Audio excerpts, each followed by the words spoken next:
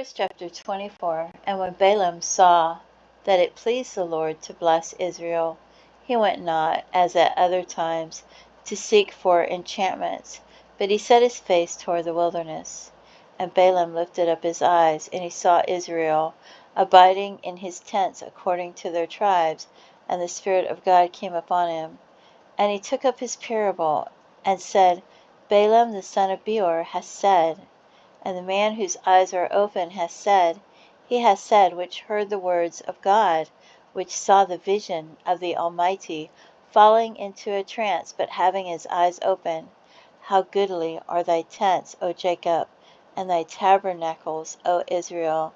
As the valleys are they spread forth, as gardens by the river's side, as the trees of line, aloes, which the Lord hath planted, and as cedar trees beside the waters.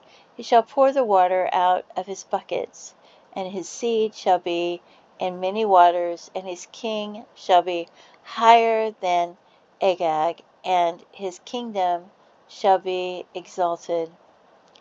God brought him forth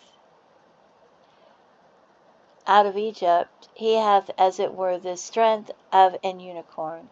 He shall eat up the nations his enemies, and shall break their bones, and pierce them through with his arrows. He couched, he lay down as a lion, and as a great lion. Who shall stir him up? Blessed is he that blessed thee, and cursed is he that curseth thee. And Balak's anger was kindled against Balaam, and he smote his hands together. And Balak said unto Balaam, I called thee to curse mine enemies, and behold, thou hast altogether blessed them these 3 times. Therefore now flee thou to thy place. I thought to promote thee unto great honor, but lo, the Lord hath kept thee back from honor. And Balaam said unto Balak, Spake I not also to thy messengers, which thou sentest unto me, saying, If Balak would give me his house full of silver and gold, I cannot go beyond the commandment of the Lord, to do either good or bad of mine own mind. But what the Lord saith, that will I speak. And now behold, I go unto my people. Come therefore, and I will advertise thee what this people shall do to thy people in the latter days. And he took up his parable, and he said, Balaam the son of Beor hath said, and the man whose eyes are open hath said, he hath said, which heard the words of God, and knew the knowledge of the Most High, which saw the vision of the Almighty, falling into a trance, but having his eyes open. I shall see him, but not now. I shall behold him, but not nigh. There shall come a star out of Jacob, and a scepter shall rise out of Israel, and shall smite the corners of Moab, and destroy all the children of Sheth, and Edom shall be a possession. Seir also be a possession for his enemies, and Israel shall do valiantly. Out of Jacob shall come he that shall have dominion, and shall destroy him that remaineth of the city.